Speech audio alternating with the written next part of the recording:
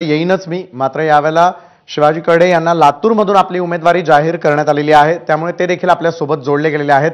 काय आपली पहिली प्रतिक्रिया आहे? मी या निमित्ताने धन्यवाद देऊ इच्छितो काँग्रेसच्या सगळ्या नेतृत्वांना, विशेषतः अमित भैया देशमुख, दिलीपरावजी देशमुख, शिवराज पाटील चाकूरकर साहेब या सगळ्यांनी माझ्या उमेदवारीसाठी प्रयत्न केला आणि सर्वसामान्य जनतेतून माझ्यासाठी चांगल्या प्रतिक्रिया असल्यामुळे त्यांनी मला उमेदवारी दिली। काँग्रेस पक्षाने माझ्यावर विश्वास दाखवला। त्या विश्वासाला सार्थ ठरण्याचा प्रयत्न सर्व माध्यमातून आम्ही प्रामाणिकपणे करू। गोरगरिबाचे प्रश्न आणि काँग्रेस पक्षाची ध्येयधोरणं राबवण्यासाठी समाजामध्ये प्रामाणिकपणे प्रयत्न करण्याचा मानस या निमित्ताने मी व्यक्त करतो। विशेषतः शेतकऱ्याचे प्रश्न आणि बेरोजगारांचे प्रश्न हे गंभीर प्रश्न आपल्या देशासमोर आहेत, तर यासाठी आपण लढा देण्याचा प्रामाणिक प्रयत्न नक्कीच करू, एवढीच मी ग्वाही या निमित्ताने देऊ इच्छितो।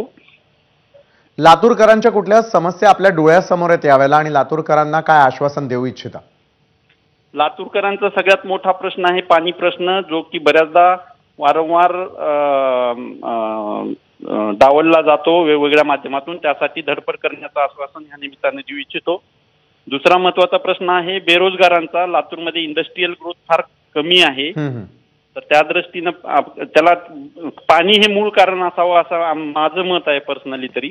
पाणी नसल्यामुळे इंडस्ट्रीज येत नाहीत, इंडस्ट्रीज न आल्यामुळं सर्वसामान्य बेरोजगारांना काम मिळत नाही आहे।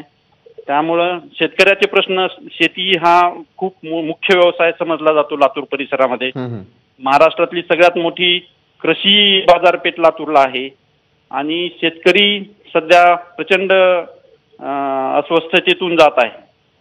बरोबर, पक्षाने दिलेली जबाबदारी पूर्ण करण्यासाठी आणि निवडून येण्यासाठी काय करणार आहात? निवडून येण्यासाठी काँग्रेसची ध्येयधोरणं घेऊन जनतेसमोर प्रामाणिकपणे प्रयत्न करण्याचं आश्वासन देईल आणि सगळ्यांना विनंती करेन की तुम्ही योग्य उमेदवार निवडा आणि मला खात्री आहे की लातूरची जनता नेहमीच योग्य उमेदवार निवडून देत आलेली आहे आणि ती मला नक्कीच आशीर्वाद देईल।